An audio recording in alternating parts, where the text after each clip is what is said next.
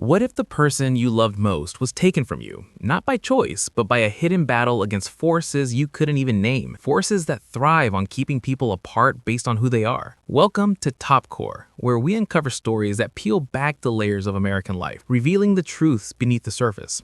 If this is your first time here, consider joining our community by subscribing. You won't want to miss how this story unfolds. We were finally building something beautiful, constructing a life that felt right, stable, and full of quiet promises. But then, the past roared back, not as a fading memory, but as a silent, shattering truth that made every settled stone in that carefully built world tremble. The old diner, Gracie's Good Eats, still smelled the same, a comforting, yet oddly heavy mix of coffee, fried onions, and a hint of something sweet from the pie case. Calla had known this scent her entire life. It was a smell that clung to the town, a scent of yesterday. She sat in a booth near the window, tracing patterns on the condensation of her water glass. Bartholomew was, as usual, running late. He'd sent a text, a charming apology filled with emojis, blaming the unexpected morning rush. Calla smiled, a little too brightly, at her phone.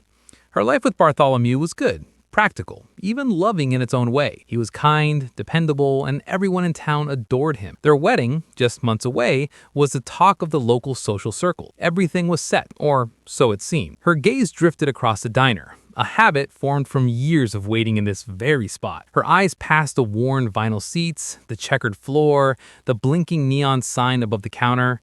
Then they snagged. A figure had just settled into a booth on the far side, facing away from her, the breadth of his shoulders. The familiar way his dark hair curled just at the collar. It couldn't be. Her heart didn't just beat, it launched itself against her ribs, a violent, insistent rhythm from a time she'd forced herself to forget. Silas. He moved, reaching for a menu, and as he turned his head, for a fraction of a second, his eyes found hers. Across the space, past the clatter of plates and the murmur of morning conversations, their worlds collided. Time seemed to stop, the diner's sounds fading into a distant hum. His eyes, the same piercing blue that had once held all her dreams, now held a shock of immediate recognition, followed by a flicker of something she couldn't quite name. Sorrow?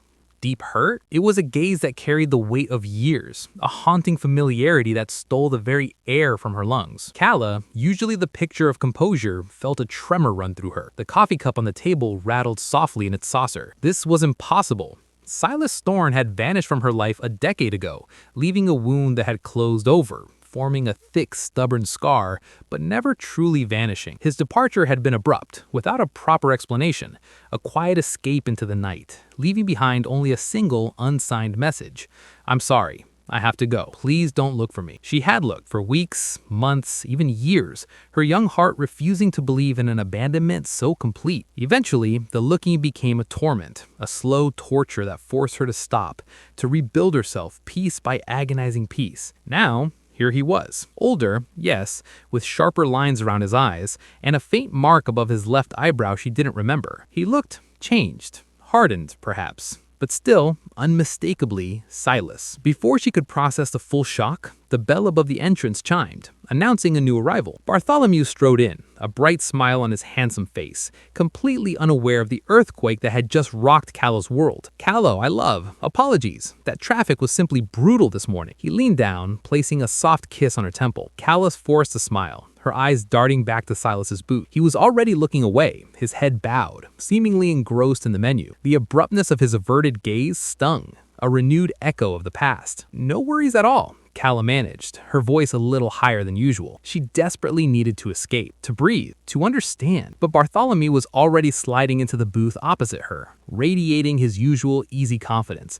utterly oblivious to the silent drama playing out a few tables away. Calla tried to focus on his cheerful chatter, on the menu he handed her, on anything but the undeniable, magnetic presence of the man across the room. The rest of the meal passed in a blur of forced normality. Calla barely tasted her Reuben sandwich. Every nerve ending in her body was acutely aware of Silas's proximity. She felt his presence like a physical weight, a magnetic pull that threatened to unravel the carefully woven fabric of her present life. She didn't dare look at him again, afraid of what she might see, or, more troubling, what she might do. The conversation with Bartholomew became a series of automatic responses from Calla, her mind racing, searching for explanations, for meaning, for a way to reconcile the ghost with the man now sitting just beyond her vision. As they left the diner, Bartholomew's arm looped possessive comfortingly around her waist. Calla risked one last desperate glance over her shoulder. Silas's booth was empty. The remnants of a half-drunk cup of coffee sat forlornly on the table. He was gone. Again, a phantom, a cruel trick of memory and light. The relief was immediate, swiftly followed by a wave of crushing disappointment. It was as if he had never been there at all. But the phantom had left an indelible mark, a fresh wound over the old scar. That night, sleep wouldn't come. Calla lay awake, her mind racing back to their path. A whirlwind of stolen glances, whispered promises under star-dusted skies, and the fierce, all-consuming love of theirs had been a love that made you believe in destiny, a passionate connection that seemed to defy every expectation. And then it had shattered without a word. The raw pain of that memory mixed with the fresh, unsettling reality of his brief reappearance. Why had he come back? Why did he leave so suddenly? The next morning, a subtle, unsettling apprehension began to settle over her. It wasn't just a sheer surprise of seeing him. It was the peculiar abruptness of his departure from the diner, almost as if he were actively avoiding her, as if he knew he shouldn't be seen. And then, as if summoned by her thoughts, an anonymous email landed in her inbox. No subject, no sender name, just a single unsettling sentence that made her blood run cold, confirming that this was no trick of memory. "He's back for you, Calla. Be careful." The warning arrived, a chilling whisper in the dark. It told me he was back, a fact I already knew in my bones. But for whom? And why did it feel less like the promise of a reunion and more like a carefully constructed trap, tightening around the fragile piece I had built? Calla stared at the screen, the stark white background highlighting the single stark sentence. "He's back for you, Calla.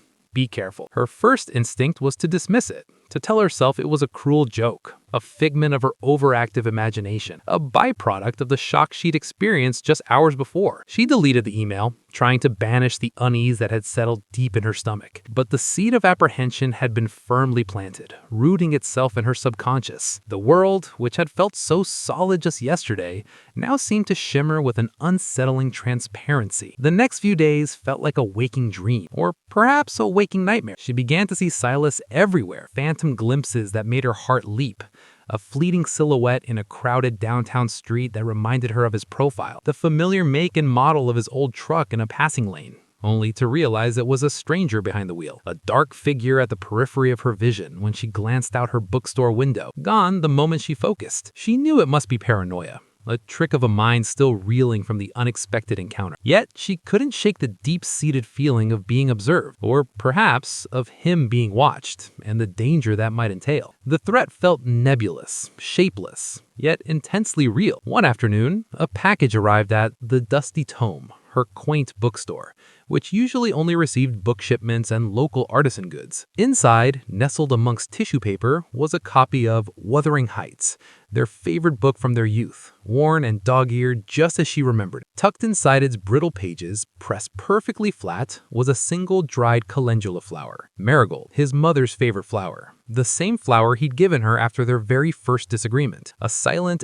eloquent apology that spoke volumes. There was no note, no sender address on the package, just a flower, a silent, powerful confirmation. It wasn't a joke. It was Silas, and he was not only watching her, but he was sending her a message, a secret language only they would understand. The thrill of their unspoken reunion, the raw intimacy of the message, was now laced with a cold dread. The anonymous email, the book, the calendula, it felt less like a gesture of rekindled love and more like a significant warning, a signal of present danger. Bartholomew, meanwhile, grew increasingly puzzled by Calla's distractedness, her faraway gaze, her occasional jumpiness. "Everything all right, darling? You seem a million miles away these days. Is it just wedding jitters taking hold?" he asked one evening, his brow furrowed with genuine concern. "Just wedding stress," she'd lie, the words tasting like ash in her mouth. So many details, so much to plan. How could she possibly tell him that the ghost of her past had reappeared, not as a fading memory, but as a silent, unsettling presence, bringing with him an unspoken danger she couldn't comprehend? How could she explain that the man she was supposed to marry was entirely ignorant of the intricate, perilous dance she now found herself in? Calla knew she had to confront him. The fear of not knowing, of remaining in this agonizing limbo, was far worse than any truth she might uncover. The questions burned within her. Why did he leave? What dangers had truly surrounded him? Why was he back now, and why was he contacting her in such a cryptic, unnerving way? She returned to Gracie's Good Eats the following morning, hoping, praying he might be there. He wasn't. The booth was occupied by an elderly couple, absorbed in their breakfast. Calla lingered, ordering a coffee, her eyes scanning every face, every corner, but Silas was nowhere to be found. She drove past his old family home, the one they had dreamed of restoring together. It stood dilapidated, boarded up, a sad, empty shell, a dead end. Frustration and a mounting sense of helplessness began to take hold. Then a name surfaced from the depths of her memory, a name connected to Silas as intimately as her own, Jebediah, Silas's best friend, his shadow during their teenage years, who had also seemingly vanished from town around the same time Silas did. If anyone knew where Silas was, if anyone knew what had truly happened all those years ago, it would be Jebediah. She found Jebediah running a small, out-of-the-way mechanic shop on the edge of town, a place called Jeb's Auto Fix. The garage was grimy with grease, smelling of oil and old rubber. Jebediah himself was still recognizable, though 10 years older, with lines etched around his eyes that spoke of weariness. His hands were stained with motor oil, his face smudged. He looked up as Calla entered, wiping his hands on a rag. His expression, initially blank with the focus of his work, slowly softened into a look of profound sorrow as he recognized her. Calla, his voice rough, raspy, as if unused to soft speech. I figured you'd show up here eventually. He didn't ask why, he simply knew. Jeb, where is he? What happened? Why did he leave me? The questions tumbled out, raw and desperate,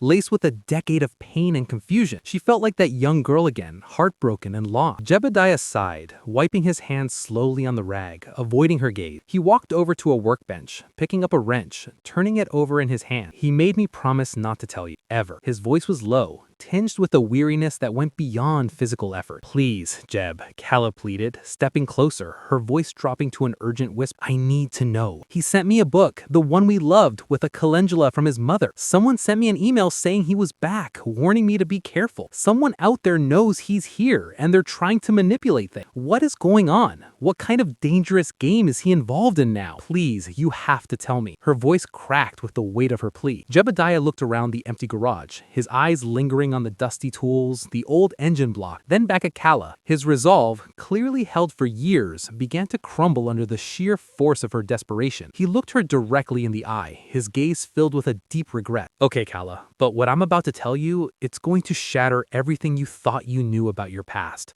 about Silas, and about this town. Nothing will ever be the same. A decade of silence, a lifetime of unanswered questions. I searched for clarity, never imagining the devastating truth that lay hidden beneath layers of calculated protection and systemic injustice, a truth that would change everything I understood about the world around me. Jebediah finally put down the wrench, his eyes fixed on Calla, a profound sorrow etched into his grimy face. The air in the garage, usually thick with the scent of oil and metal, seemed to thrum with an unspoken weight. Calla, Silas didn't just leave you because he was a coward or because he stopped loving you. He left because he was forced to protect you. His voice was low, almost a whisper, as if the walls themselves had ears. Calla's breath hitched. Forced? By whom? What are you talking about, Jeb? Her mind raced, grappling with this unexpected turn. The narrative she had constructed for years of abandonment, of a young man too weak to faith commitment, began to crack under the pressure of his words. Jebediah leaned against a worn tire, his gaze distant, remembering. His father, Elias Thorne, he wasn't just a simple contractor like everyone thought. Elias was a man who fought for what was right, especially for our community. He was trying to bring ethical development, fair opportunities to an area of town that had been ignored, exploited for generations. But in doing so, he stepped on some very powerful toes. He got entangled with a group, Calla, a syndicate that held this town in its grip. Not just criminals, but powerful figures who used their influence, their money, and their deeply ingrained prejudice to keep certain people down. They targeted anyone who dared to stand up, especially anyone trying to uplift our folks. Calla listened, horrified, as Jebediah's story unfolded, each word a hammer blow to her long-held assumptions. Elias owed them nothing at first. He was actually trying to expose their exploitation, but they knew how to play dirty. They set traps, manufactured debts, accusations, twisting every legitimate effort Elias made into a liability. They wanted his land, the family land, which Elias refused to sell, believing it held a future for our community. And when they couldn't get it, They looked for his weaknesses. They watched him. They watched Silas. And they watched you. Jebediah recounted the night Silas disappeared with chilling clarity. Elias Thorne had been cornered, given an ultimatum that solidified the grim reality of the syndicate's power. They told Elias they knew about Silas and you. They knew how much Silas cared for you. A young woman from a prominent family whose association with Elias Thorne's son, a young man from the other side of the tracks, was already seen as an affront to their perceived social order. They said if Silas didn't disappear and never return, Calla would pay the price. They'd make sure your life, your family's life, became a living hell. They made it clear it wasn't an empty threat. They implied they'd use their influence, their reach, to destroy you, to make an example of what happens when the lines are crossed. Silas had witnessed it all. He had seen the way they watched Calla, the way they spoke of her as a pawn in their cruel game. He knew what they were capable of, not just financially or physically, but how they could manipulate public opinion, how they could deploy quiet prejudice to ruin lives. Elias, devastated, had confessed everything to his son. The whole sordid mass of false debts, threats, and racialized animosity. Silas had been forced to make an impossible choice. He vanished, staged it like a selfish, abrupt abandonment, because he knew if Calla suspected he was in genuine danger or involved in a fight for racial justice, she would try to find him. And that, he understood, would put her directly in the crosshairs of those who sought to maintain their prejudiced power structure. He couldn't risk her. The world tilted on its axis for Calla. The betrayal she had felt, the anger that had festered for a decade, the years of quiet pain. It was all founded on a profound misunderstanding, a lie told out of love, a sacrifice made under duress, a lie told to save her from the corrosive forces of deeply ingrained prejudice and economic exploitation. The resentment drained out of her, leaving an aching void that slowly began to fill with profound sorrow for Silas, for Elias, and a renewed fierce love that had never truly died, only been buried under layers of untruth. And now he's back, Calla whispered, her voice barely audible, the raw emotion thick in her throat. He's back because Elias Thorne is gone, Jebediah said, his gaze fixed on some distant point beyond the grimy garage walls. Elias Thorne died 6 months ago. Silas believes a direct, immediate threat is gone, that the men his father owed, the ones who threatened you, are either dead, in prison, or have moved on. Their power diminished. He came back to finally explain, to try and get his life back, to try and get you back, Calla, to finally tell you the truth, because he thought it was safe. But the anonymous email, the warning Calla received, and Jebediah confirmed Silas had received similar messages, meant the threat wasn't gone. Someone still remembered. Someone still cared enough to warn her, or more ominously, to watch them, ensuring the lines they had so carefully drawn based on race and class remained firmly in place. The thought chilled Calla to her core. Silas had returned, believing the danger had passed, but the shadows of his father's struggle against racial injustice and economic exploitation still lingered. They were still potent. "Where is he, Jeb?" Calla asked, her voice imbued with a newfound urgency, a burning need to see him, to hear the story from his own lips, to finally bridge the decade of silence that had been imposed upon them by the invisible architects of injustice. Jebediah walked over to a cluttered shelf, rummaging through various tools and car parts. He pulled out a small, grease-stained piece of paper and unfolded it carefully. On it was a hastily scrawled address. The handwriting undoubtedly Silas's, a cabin his grandfather owned, deep in the woods. He's been there, fixing it up, trying to make it a home again. He's been living like a hermit, trying to figure out how to approach you, how to make you understand without dragging you back into the dangers that drove him away. Calla took the paper, her fingers trembling slightly as she clutched it. The address felt like a physical connection to a past, a present, and a future she was only just beginning to comprehend. The truth was liberating, yes, but it was also terrifying, revealing the deep, insidious roots of injustice that had defined their lives. The anger was gone, replaced by a profound sorrow for Silas, for his father, and for the forces that had torn them apart. A fierce love, one that had been muted but never extinguished, now surged within her, stronger, more resolute than ever before. Her car keys felt heavy in her hand. She had to go. She had to hear his side of the story. She had to see the man who had sacrificed everything for her. She glanced at Jebediah one last time, a silent promise in her eyes. The truth about Silas's past, about Elias Thorne's battle against a system built on prejudice, was a heavy burden, but it was a burden she now understood. And she knew, with a certainty that shook her to her core, that this truth was just the beginning. The real story, the full scope of the struggle was only just coming into view, and she was about to step directly into its path. 10 years dissolved in a single desperate embrace, a love rekindled from the ashes of a painful past. But even in the quiet sanctuary of the woods, a new shadow was beginning to fall, cast by the truth of our present, a truth still intertwined with the bitter roots of prejudice. The gravel road crunched under Calla's tires, each rotation bringing her closer to a confrontation she had both yearned for and feared for a decade. The cabin, nestled deep within a thick canopy of old growth, appeared rustic and secluded, a quiet refuge from a world that had dealt Silas so much pain. She saw him on the porch, his back to her, silhouetted against the dappled light filtering through the trees. He was whittling a piece of wood, his movements slow, deliberate, a quiet contemplation of shape and form. He didn't turn as her car pulled to a stop. He must have heard her. He must have known she was coming. "Silas," she said, her voice trembling, a fragile sound in the stillness of the woods. He paused his whittling, the small knife resting against the wood. Slowly, he turned, his blue eyes meeting hers. There was no surprise in his gaze, only a deep, weary sadness, an ancient ache that seemed to reside permanently within him. "Calla," he replied, his voice hoarse, as if the word itself was a precious, long-forbidden utterance. The explanation poured out of her, Jebediah's words mixing with her own anguish, her own dawning understanding of the immense sacrifice he had made. She spoke of the years of anger, the feeling of abandonment, and how it had all been replaced by a profound sorrow, a crushing weight of regret for having misunderstood him. He listened, his gaze never leaving hers, his face a mask of ancient pain, every detail of his expression confirming the truth Jebediah had revealed. When she finished, when the last of her raw emotions had spilled into the quiet forest air, he finally spoke, his voice low, heavy with a decade of suppressed emotion. "I never stopped loving you, Calla.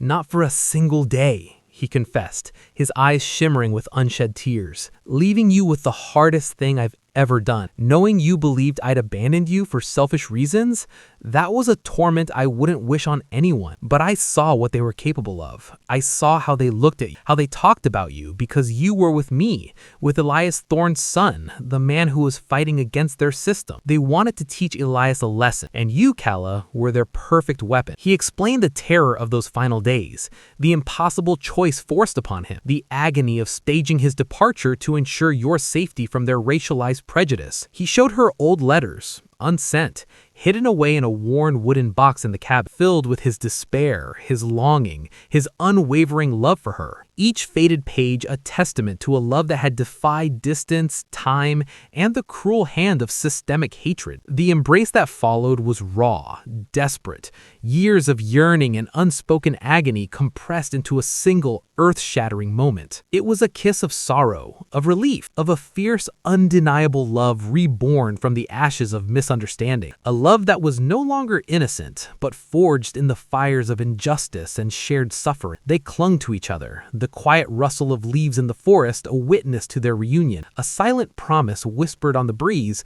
that they would never again be separated by forces beyond their control. They sat there for hours under the dappled light of the forest, years of suppressed emotions and untold truths finally spilling out. He recounted the struggles his father faced, the continuous battle against the influential figures who sought to suppress their community's progress, to keep them economically and socially disadvantaged based on their perceived place in this town's prejudice hierarchy. He spoke of his own fight to honor his father's legacy, to ensure their ancestral land wasn't simply sold off to satisfy false debts, but used for the betterment of the very people his father fought for. He also revealed the anonymous warnings he had received upon his return, messages mirroring Calla's, urging him to leave her alone, to go back to wherever he came from. It was a clear sign that the very same forces, the same agents of prejudice and control, were still watching, still active. "Someone knows, Calla," Silas said, his voice grave. "Someone knows I'm back, and they don't want us together,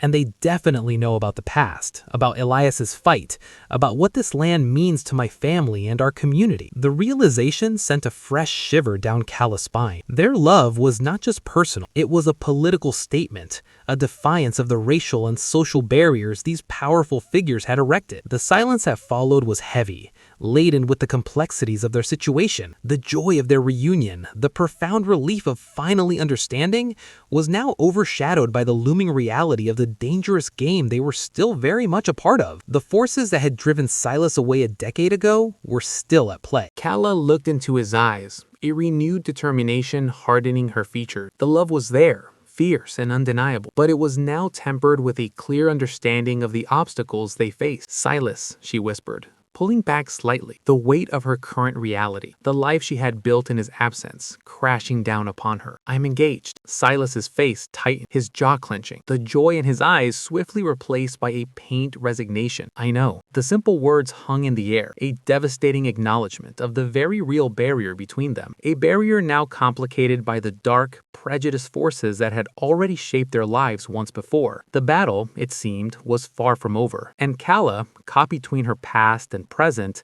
between a love reborn and a life meticulously constructed, knew she was standing at a precipice. A family's protection can be a gilded cage, its bars forged from privilege and expectation. The smiles of status often hide the sharpest edges, and I was about to learn just how deep the rod of entitlement truly went, not just in this town, but in the heart of my own choices. With the truth of Silas's sacrifice finally laid bare, Calla felt an overwhelming, almost suffocating sense of clarity. The decade of anger had dissolved, replaced by a love that was deeper, more fierce, and utterly unshakable. But with this clarity came an immediate, agonizing conflict. Bartholomew, her fiancé, the man who had offered her stability, security, a life free from the shadows that had now consumed her past. How could she marry him, knowing what she now knew about Silas, about the forces that had shaped their lives, about the genuine fight Elias Thorne had waged against prejudice and exploitation? The decision to end her engagement was painful but swift. She sat Bartholomew down in their shared home, a place that suddenly felt alien, cold. He listened, his handsome face falling from confusion to profound hurt. "Is there someone else, Calla?" he asked, his voice raw, his eyes searching hers for an explanation. She couldn't bring herself to fully articulate the complex, dangerous truth. "It's not fair to you, Bartholomew," she managed, her voice thick with emotion, avoiding his gaze. "My heart isn't fully in it, not in the way it should be for a marriage." He didn't press for more, his heartbreak palpable, but a flicker of something else, something cold and unfamiliar, crossed his features as she spoke. He simply nodded, stood, and walked away, leaving Calla with a hollowness she hadn't anticipated. While Bartholomew's reaction was one of profound sadness, his sister's was pure, unadulterated fury. Serafina Vanderbilt, Bartholomew's older sister, was the epitome of refined elegance and steely control. A socialite with impeccable style and a razor-sharp intellect, she had always been overly fond of her brother, almost possessive, and had never been particularly warm towards Calla. Now her disdain was undisguised. The phone call she made to Calla was chilling. "You led him on, you selfish woman." Serafina's voice, usually modulated to an elegant purr, was now laced with venom. "You have no idea what you're throwing away. Bartholomew is a good man, from a good family. You'll regret this." Her tone held a subtle yet unmistakable warning. It wasn't just the anger of a protective sister. It was the fury of someone whose carefully constructed plans had been disrupted, whose family status had, however subtly, been questioned. The intensity of her reaction was disproportionate, almost frantic, and it left Calla deeply unsettled. Serafina had been subtly increasing her presence in Calla's life even before the engagement was broken. She'd started dropping by the dusty tome more often, ostensibly to browse antique books, but her questions felt probing, her gaze too intense. "You seem preoccupied, Calla," Serafina purred one afternoon, flipping through a dusty poetry collection, her polished fingernail tracing the lines on an old page. "Not having second thoughts about Bartholomew, are we? After all, a Vanderbilt marriage offers a certain kind of protection, a place in society few can achieve." Calla had forced a laugh then, dismissing it as wedding jitters. But now, after the phone call, after the confrontation with Silas, Serafina's words echoed with an ominous ring. "Our family," she had stressed, "we take care of our own, always." The implied message was clear. Stay in line or suffer the consequences of standing outside their formidable circle of power and influence. Just days after the painful conversation with Bartholomew, a new cryptic message arrived on Calla's doorstep. It was a small, ornate package, unmarked. Inside, nestled on a bed of dark velvet, was an antique locket. It was instantly recognizable. The delicate silver filigree, the faint etchings on its surface. It had belonged to Silas's mother, a treasured heirloom he had given to Calla years ago, a promise of forever. She had believed it lost, one of the many casualties of their sudden separation. But the locket was empty, save for a single perfectly cut obsidian shard, dark as midnight. There was no note, no sender, only the locket and the chilling black stone. Calla immediately went to Silas, clutching the locket in her trembling hand. His face, already etched with the wariness of past battles, grew grim as he saw it. This is impossible, he murmured, his fingers tracing the familiar contours of the locket. My mother was buried with this. My father always told me it was. The mystery deepened.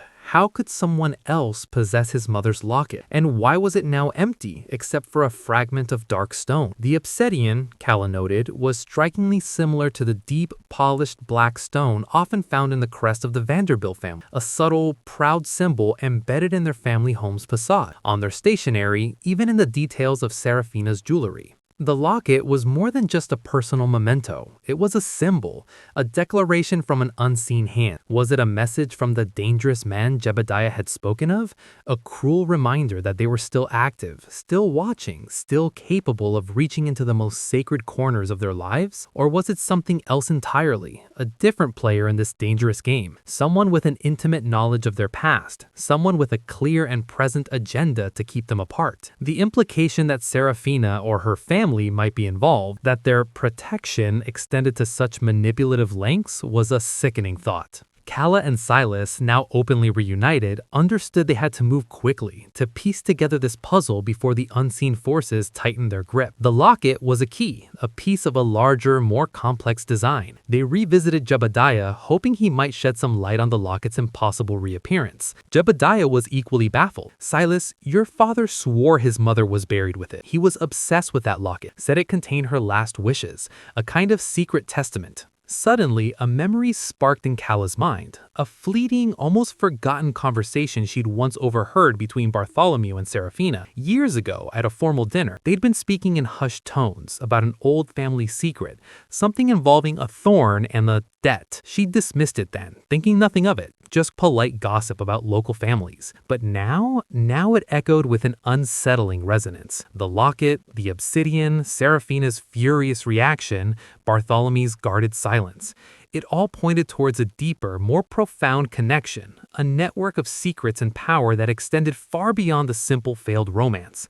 The true scope of the battle, it seemed, was only just beginning to reveal itself, and Calla knew with a certainty that chilled her to the bone that the serpent in the garden was closer than she had ever imagined. The line that breaks people, the hand that offers you a future, can just as easily be the hand that reaches into your path, stealing the last fragments of a life you thought you'd lost forever. My sister always wanted to protect me. She believed she was guiding me toward a safe, stable life. But what if her protection meant burying a painful truth, becoming an unwitting participant in a system far darker than I could comprehend, a system built on keeping people like us in our proper places? Calla's sister, Bronte, had always been her fierce protector. Pragmatic, direct, and fiercely loyal, Bronte had been Calla's rock when Silas had disappeared, pushing her to move on, to rebuild, to accept Bartholomew's stable, comforting proposal. Now, Bronte was less than thrilled about Silas's sudden reappearance. Her concerns, though expressed with genuine love, carried an edge of frustration, almost an accusation. Calla, be rational, Bronte argued one evening, her voice strained with exasperation. They were sitting in Calla's small living room, the atmosphere thick with unspoken tensions. You're throwing away a perfectly good life, a secure future for a man who abandoned you once before. And now you're telling me there are dangerous people involved? Hidden threats? A decade-old vendetta?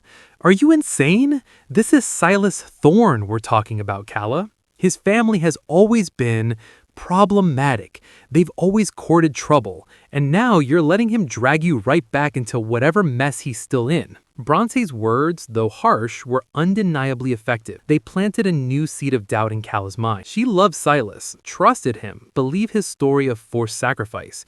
But Bronte's skepticism, the subtle way she underscored Silas's family history as problematic, as somehow inherently predisposed to trouble, echoed sentiments Calla had heard throughout her life, often whispered about families like the Thornes. It was a prejudice Calla had fiercely resisted in her youth, but now, wounded and vulnerable, the arguments sounded almost logical, almost comforting in their practicality. What if she was being naive? What if Silas was indeed drawing her back into a dangerous web of his own making, one that threatened her very safety? Bronte, he left to protect me, Calla cried, frustrated by her sister's skepticism, by the way she seemed incapable of seeing past the surface of the past, past the convenient narrative of Silas's perceived failings. His father was fighting against serious injustices, and Silas chose to shield me from them. Bronte shook her head, her expression a mix of pity and exasperation. That's what he told you, Calla, and you believe him? What if he's just using this as an excuse to get back into your life, to drag you into whatever complications he's still connected to? Bartholomew, the Vanderbilts, they offer you stability, protection from all that. Why can't you see that? Bronte's fervent pleas for Calla to embrace the secure, conventional path felt like a betrayal,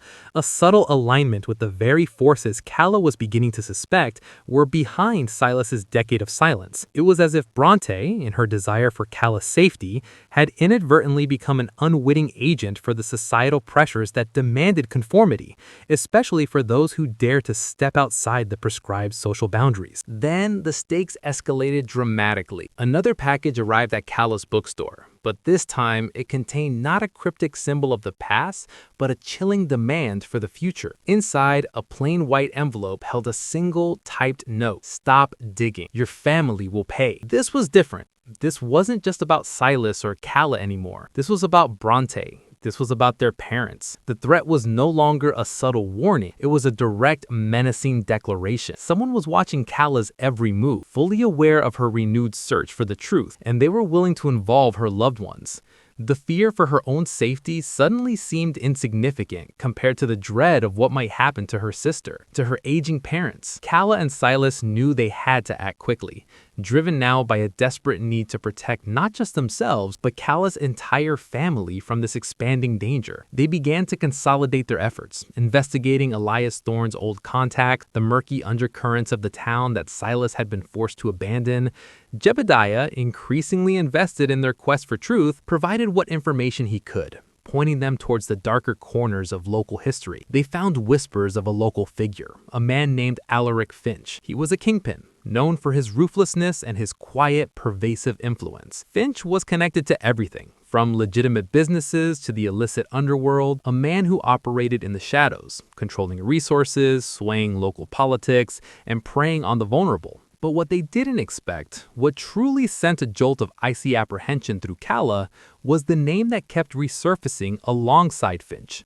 Not just occasionally, but persistent, almost inextricably linked: Bartholomew's family, the Vanderbilts.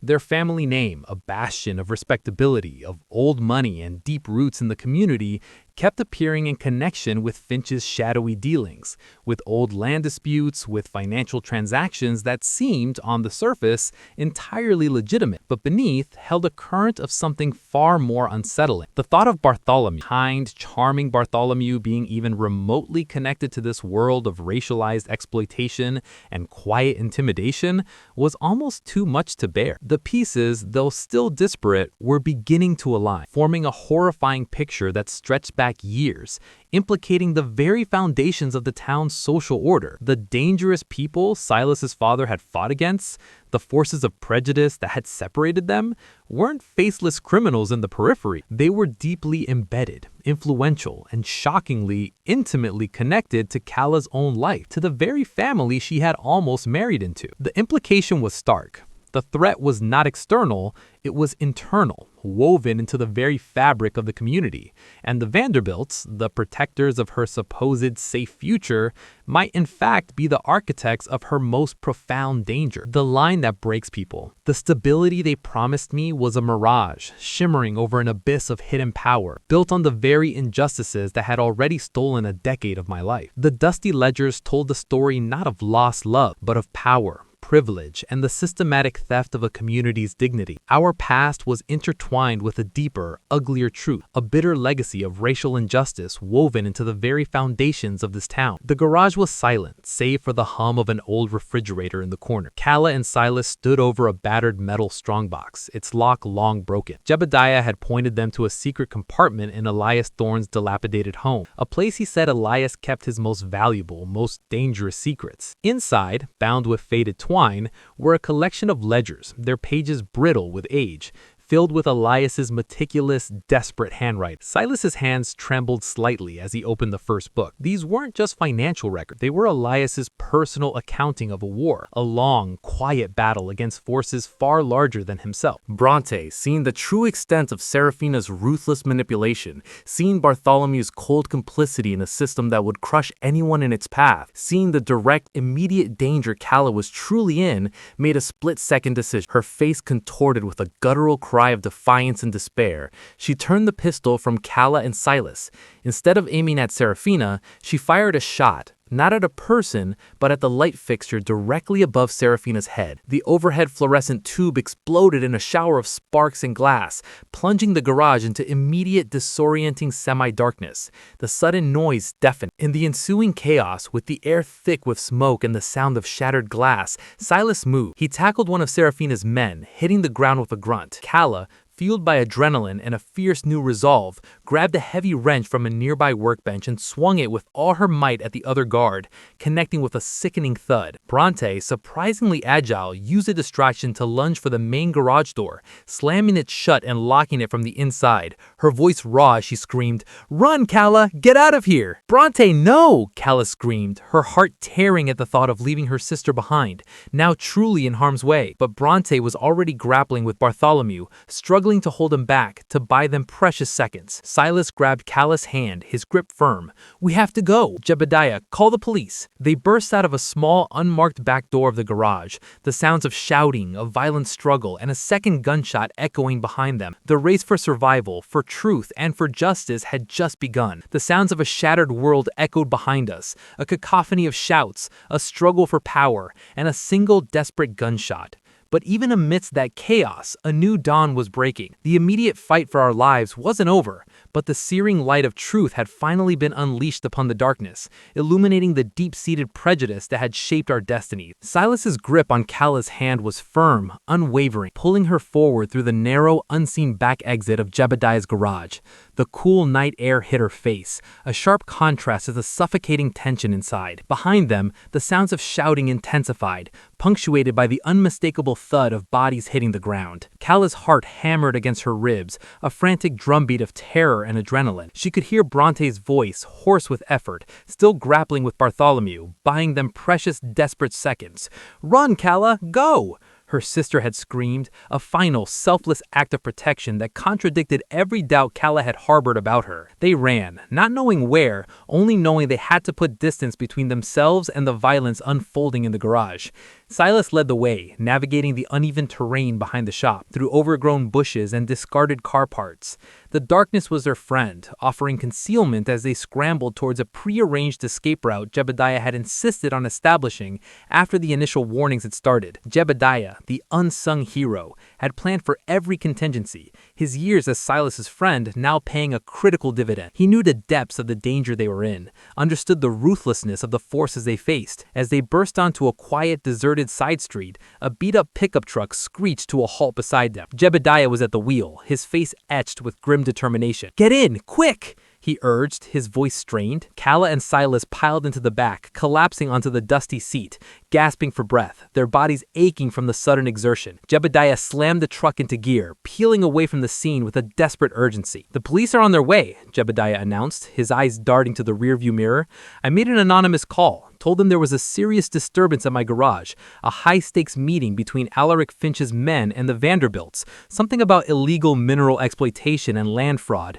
Gave them enough to send a serious response team." His quick thinking, his ability to frame the call in terms that would draw immediate, top-tier law enforcement attention was crucial. He knew the local police might otherwise be hesitant to intervene in matters involving the powerful Vanderbilt family, but framing it as a high-level criminal enterprise involving Finch and specific valuable resources changed the game. Calla took the paper, her fingers trembling slightly as she clutched it. The address felt like a physical connection to a past, a present, and a future she was only just beginning to comprehend. The truth was liberating, yes, but it was also terrifying, revealing the deep, insidious roots of injustice that had defined their lives. The anger was gone, replaced by a profound sorrow for Silas, for his father, and for the forces that had torn them apart. A fierce love, one that had been muted but never extinguished, now surged within her, stronger, more resolute than ever before. Her car keys felt heavy in her hand. She had to go. She had to hear his side of the story. She had to see the man who had sacrificed everything for her. She glanced at Jebediah one last time, a silent promise in her eyes. The truth about Silas's past, about Elias Thorne's battle against a system built on prejudice, was a heavy burden, but it was a burden she now understood. And she knew, with a certainty that shook her to her core, that this truth was just the beginning. The real story, the full scope of the struggle, was only just coming into view,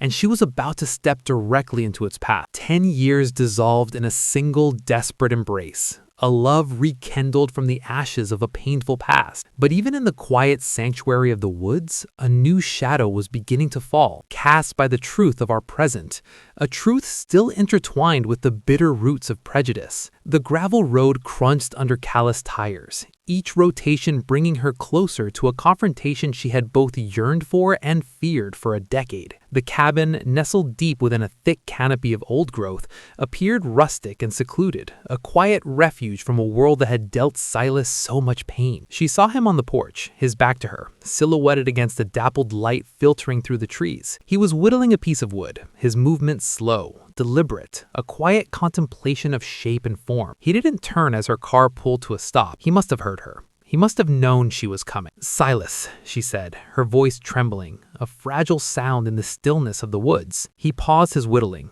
the small knife resting against the wood. Slowly, he turned, his blue eyes meeting hers. There was no surprise in his gaze, only a deep, weary sadness, an ancient ache that seemed to reside permanently within him. "Calla," he replied, his voice hoarse, as if the word itself was a precious, long-forbidden utterance. The explanation poured out of her, Jebediah's words mixing with her own anguish, her own dawning understanding of the immense sacrifice he had made. She spoke of the years of anger, the feeling of abandonment, and how it had all been replaced by a profound sorrow, a crushing weight of regret for having misunderstood him. He listened, his gaze never leaving hers, his face a mask of ancient pain, every detail of his expression confirming the truth Jebediah had revealed. When she finished, when the last of her raw emotions had spilled into the quiet forest air, he finally spoke, his voice low, heavy with a decade of suppressed emotion. "I never stopped loving you, Calla, not for a single day," he confessed, his eyes shimmering with unshed tears. "Leaving you was the hardest thing I've ever done. Knowing you believed I had abandoned you for selfish reasons,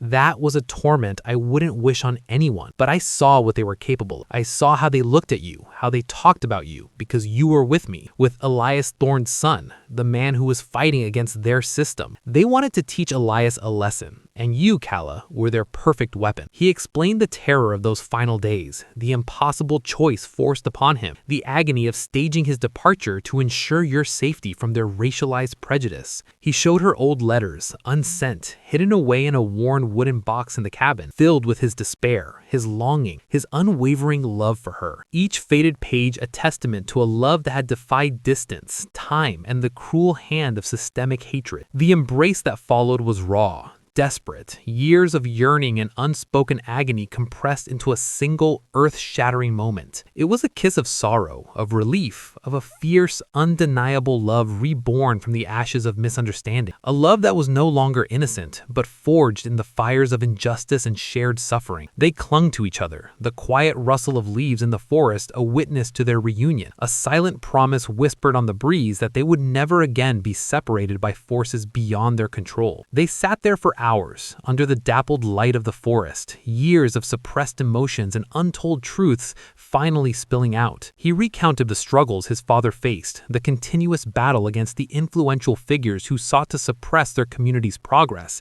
to keep them economically and socially disadvantaged based on their perceived place in this town's prejudice hierarchy. He spoke of his own fight to honor his father's legacy, to ensure their ancestral land wasn't simply sold off to satisfy false debts, but used for the betterment of the very people his father fought for. He also revealed the anonymous warnings he had received upon his return, messages mirroring Calla's, urging him to leave her alone, to go back to wherever he came from. It was a clear sign that the very same forces, the same agents of prejudice and control were still watching, still acting. "Someone knows, Calla," Silas said, his voice grave. "Someone knows I'm back, and they don't want us together. And they definitely know about the past, about Elias's battle, about what this land means to my family and our community." The realization sent a fresh shiver down Calla's spine. Their love was not just personal, it was a political statement, a defiance of the racial and social barriers these powerful figures had erected. Something far more valuable, far more dangerous. It was Elias Thorne's last will and testament, dated just weeks before his death, deliberately hidden from the lawyers and the prying eyes of the powerful. The will stated, with Elias's signature strong and defiant, that the undeveloped land Calla and Silas had been investigating contained an extremely rare geological formation, a rich vein of an obscure mineral, valuable for its use in cutting-edge technology. Elias had discovered it years ago, but had kept it a closely guarded secret, fearing its exploitation. He had only recently begun to try and sell it to a legitimate, ethical buyer, a company committed to restorative practices and community benefit, which had put him directly in conflict with Finch, who wanted to exploit it illegally, and the Vanderbilts, who wanted it exclusively for their own development and profit, without regard for the ancestral claims or the community's future. The will explicitly bequeathed the land, not to Silas personally, but to a trust that would ensure its ethical preservation and controlled, sustainable extraction, with the profits going directly to local charities and initiatives benefiting the very community Elias had fought so hard for. This was what the Vanderbilts had been fighting for. Not just the land, but the immense mineral rights and the absolute secrecy surrounding it. They wanted to seize this resource, silence its true owner, and ensure its profits never reached the hands of those Elias championed. The obsidian shard, the symbol of their cold, unyielding power, was a brutal taunt, a mark of their supposed victory over Elias Thorne and his legacy. Suddenly, a voice cut through the silence of the garage, sharp and unexpected, echoing the chilling words Calla dreaded. "You really shouldn't have found that." Calla and Silas spun around, their hearts leaping into their throats. Bronte stood in the doorway, her face pale, her eyes filled with a desperate resignation that chilled Calla to the bone. Clutched tightly in her hand, pointed directly at them, was a small, antique pistol. The pistol trembled in her hand, her face etched with a desperate fear. "The one I thought was my protector was now standing between me and the truth, caught in a desperate web of her own making, a web spun from the very prejudices we were fighting to expose." Calla stared at her sister, unable to process the image before her. Bronte, her pragmatic, loyal sister, standing there, armed. "Bronte? What are you doing?" Calla cried, her voice laced with disbelief and a rising wave of horror. The question was a desperate plea for an explanation, for this impossible moment to dissolve into a terrible dream. Bronte's hands shook visibly, the small pistol wavering. Her voice was barely a whisper, thick with anguish. "I tried to warn you, Calla. I tried to get you to just let it go, to stay with Bartholomew, to be safe." Her eyes were wild, darting between Calla and Silas, then back to the garage door, as if anticipating another arrival. The horrifying secret then tumbled out, a confession born of desperation and fear. Bronte hadn't just been an innocent, protective sister. She had been a participant, however unwitting, in Serafina Vanderbilt's intricate manipulation. Bronte had known about Elias Thorne's dealings, not the details, but the general air of trouble and danger that surrounded him and his family. Serafina had approached Bronte years ago, shortly after Silas disappeared, recognizing Bronte's fierce loyalty to Calla, and more importantly, her family's growing financial struggles. Serafina offered a deal, a subtle, insidious bargain. Help keep Calla distracted, away from Silas, away from the potentially problematic truth about his family, and Serafina would ensure Calla's future was secure with Bartholomew, and more critically, ensure Bronte's small business would be bailed out of its mounting debt. Bronte, in her profound desire for Calla to have a stable, secure life, away from the racialized danger Silas was tangled in, had taken the bait. She had genuinely believed Serafina's version of the story, that Silas was a lost cause, a dangerous influence, and that Elias Thorne's fight was a losing battle that would only drag down anyone associated with it. Bronte had subtly reinforced to Calla that Silas was that he didn't love her enough to stay, echoing the societal prejudices that painted men like Silas as unreliable or prone to trouble. In a moment of desperation, convinced convinced it was for Calla's ultimate good. Bronte had even taken the locket from Calla's belongings and given it to Serafina, hoping it would be the final nail in the coffin, a symbol that Silas was truly gone forever. Serafina had promised it would be used to ensure Silas stayed away, a clear message of finality. The obsidian shard? Bronte admitted it was Serafina's idea, a piece of the Vanderbilt family crest, an arrogant taunt, a mark of their ownership over the situation. Bronte was the anonymous email sender. She had sent the initial warnings to both Calla and Silas, hoping to scare them into staying apart, to keep Calla safe in the gilded cage of the Vanderbilt family, away from the dangers that still lingered around Silas. But when they didn't listen, when Calla broke off her engagement, Bronte had panicked. The package with the demand, "Your family will pay," had come from Serafina, warning Bronte that her deal was off, that her family was now in danger if Calla pursued the truth, if she dared to upset the delicate balance of power the Vanderbilt had so carefully maintained. Bronte had felt trapped, her back against the wall, knowing too much, but still clinging to the desperate hope of protecting her sister from both sides of the conflict. "I just wanted you to be safe, Calla," Bronte sobbed, tears streaming down her face, the pistol wavering in her hand, a profound image of a woman trapped by her fears. The Vanderbilts, they're not just about money, they're ruthless. Finch is just their attack dog, their instrument. They would have destroyed us if you had gone digging. They would have come after our parents, after our business, after everything. And just then, as if summoned by Bronte's desperate words, the large metal garage door slid open with a screech. Serafina stood there, impeccably dressed, a predatory smile playing on her lips, flanked by two burly, intimidating men. Beside her, a figure emerged from the shadows. Bartholomew. His face, usually open and kind, was now a mask of shock and betrayal, but also a chilling, cold determination Calla had never seen before. He was there, not as a victim, but as a participant. "Well, well," Serafina purred, her eyes glinting with a malicious satisfaction. "Looks like Bronte finally decided to do something useful, but it's too late, isn't it? You found the will." She nodded to one of her men, her voice dropping to a dangerous command. "Take the will and secure them." Quiet. Bartholomew stepped forward, his gaze fixed on Calla, then Silas. The betrayal was complete. "Calla, Silas, I'm sorry it had to come to this, but this land, this mineral, it's my family's legacy. It's our future. We can't let it fall into the hands of some charity, some trust for people who wouldn't know how to manage it. And you, Silas, you should have stayed gone. You had your chance to disappear. This is our property now." His words, so calm, so entitled, cut Calla deeper than any physical blow. He wasn't just a jilted fiancé. He was an accomplice, an active participant in the racialized exploitation and cover-up, blinded by family ambition and the illusion of inherited rights. The drive was a blur of fear and fragmented relief. Calla couldn't stop thinking about Bronte, left behind in the chaotic garage. "Bronte, is she?" Calla choked out, the words catching in her throat. Silas put a reassuring hand on her arm. "She bought us time, Calla, and she helped set the stage for the truth to come out. The police will find her. They'll find everything." They drove to a remote overlook, a place where they could watch the distant lights of the town, waiting. It wasn't long before the wail of sirens pierced the night, growing louder,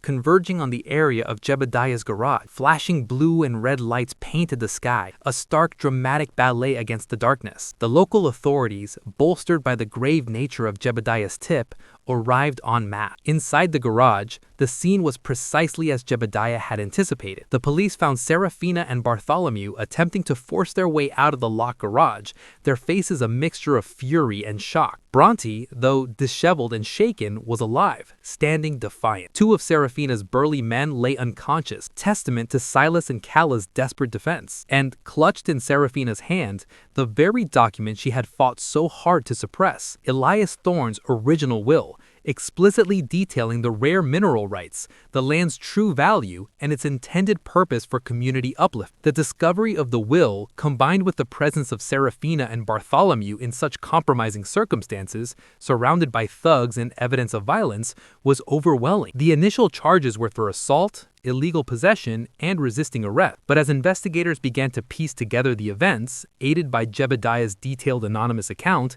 and eventually Bronte's harrowing testimony, the true nature of the Vanderbilts' long-running scheme began to emerge. The plot to exploit the land, to silence Elias Thorne, to manipulate and dispossess a marginalized community, and to cover up decades of racial and economic injustice started coming to light. Alaric Finch was implicated, his role as the brutal enforcer for the Vanderbilt's ambitions laid bare. The proud Vanderbilt name, once a symbol of stability and power in the community, was suddenly tarnished, its empire shaking to its core as the full extent of their corruption and racialized tactics became public knowledge. The town, accustomed to their quiet dominance, watched in disbelief as their pillars of society began to crumble. Bronte, though initially arrested for her involvement and the use of the firearm, quickly cooperated with the authority. Her accounts, detailing Serafina's manipulation, her family's financial struggles, and her ultimate, desperate decision to protect Calla, painted a complex picture. She would face consequences for her actions, but the distinct turn she took, her courageous act of defiance, would weigh heavily in her favor. She had chosen truth over convenience, justice over comfort, even at immense personal cost. Calla and Silas, watching the distant chaos from the safety of the Overlook, knew that the fight was far from over. The arrests were just the first step. The battle against entrenched prejudice, against the systemic forces that had shaped their lives, would be long and arduous. But for the first time in a decade, they faced it together, hand in hand, their love forged in fire, ready to confront the lingering shadows that still stretched over their lives. The truth had finally broken through, but its fallout was only just beginning to settle. Our love was found again, but it was no longer a fairy tale, delicate and naive. It was a testament to resilience, a beacon against the shadows that had once consumed us, forever changed and deepened by the fight for truth and justice. The aftermath of the garage incident sent shockwaves through the community, a seismic event that exposed the deep-seated prejudices and hidden corruption that had festered beneath the town's placid surface for generations. Bartholomew and Serafina Vanderbilt, once untouchable figures, faced severe legal charges. The evidence, painstakingly gathered from Elias Thorne's ledgers, combined with the testimonies of Jebediah and eventually Bronte, painted a damning picture of land fraud, economic coercion, and a systematic effort to silence Elias Thorne and his efforts to empower a marginalized community. Their legal defense, built on claims of legitimate business dealings, quickly crumbled under the weight of documented threats, the use of Alaric Finch's illegal operations, and the clear intent to exploit both the land and its people. The proud Vanderbilt name, once synonymous with respectability, was irrevocably tarnished, their empire shaken to its core. Alaric Finch, the ruthless enforcer, was also brought down, his network of illicit activities exposed, finally dismantling a system that had preyed on the vulnerable for far too long. Bronte, while still facing legal repercussions for her actions in the garage, was granted significant leniency due to her full cooperation and her critical last-minute intervention to protect Calla and expose the truth. Her path to healing her fractured relationship with Calla would be long and arduous, marked by difficult conversations and shared pain, but a tentative bridge had been built. Calla understood that Bronte's actions, though misguided and born of fear, ultimately stemmed from a deep love and the desperate, albeit flawed, desire for her sister's safety within a system that offered few other paths for security. The process of forgiveness, of rebuilding trust, was slow, but it had begun. The rare mineral on Elias Thorne's land, the source of so much conflict and manipulation, was eventually developed, but it was done ethically, responsibly, exactly as Elias had wished. The profits did not line the pockets of the greedy, but instead established a powerful foundation dedicated to community development, education, and restorative justice initiatives for the historically disadvantaged groups Elias had championed. It became a powerful symbol of turning exploitation into empowerment, a living legacy of Elias Thorne's courageous vision. Calla and Silas, however, didn't ride off into some perfect fairy tale sunset. The trauma of the past, the intensity of their reunion, the betrayal of those they trusted, it had left deep, enduring scars. Their love, found again amidst such profound darkness, was true, but it wasn't pristine. It was a love forged in fire, tested by the insidious nature of racial prejudice and human ambition, and haunted by the lingering shadows of their intertwined pasts.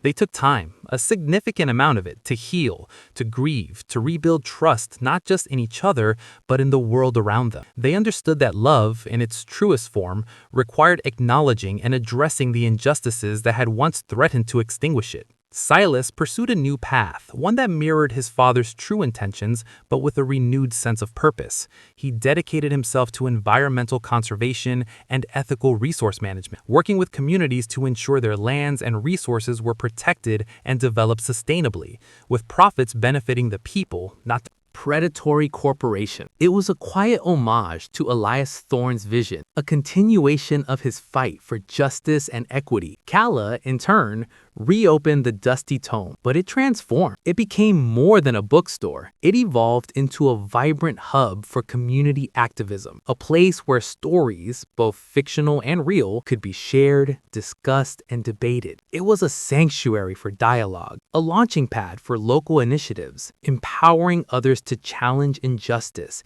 and build a more equitable future. Their love was no longer naive. It was deeper, more resilient, understanding the fragility of life and the insidious nature of systemic prejudice. They had found each other again, not by mere chance, but by confronting the ghosts of their past, hand in hand, committed to a future built on truth and justice. The path ahead was uncertain, filled with the ongoing challenges of confronting societal injustices, but for the first time in a decade, Calla looked into Silas's blue eyes and saw not just the reflection of lost dreams, but the promise of a future earned through sacrifice, steeped in hard-won truth, and bound by a love that had truly, profoundly found them again, ready to fight for a world where love could flourish, free from the shadows of prejudice and exploitation. The story of their rekindled love became a testament to resilience, a gripping tale whispered in the quiet corners of their small American town. It served as both a warning and an inspiration, reminding everyone that some shadows run deep, embedded in the very fabric of society. But some loves, when truly tested, run deeper still, becoming a powerful force for enduring change. Universal moral. Love isn't just about finding each other again. It's about courageously dismantling the systems that keep us apart and building a world where everyone can truly be found, free from the shadows of prejudice and exploitation.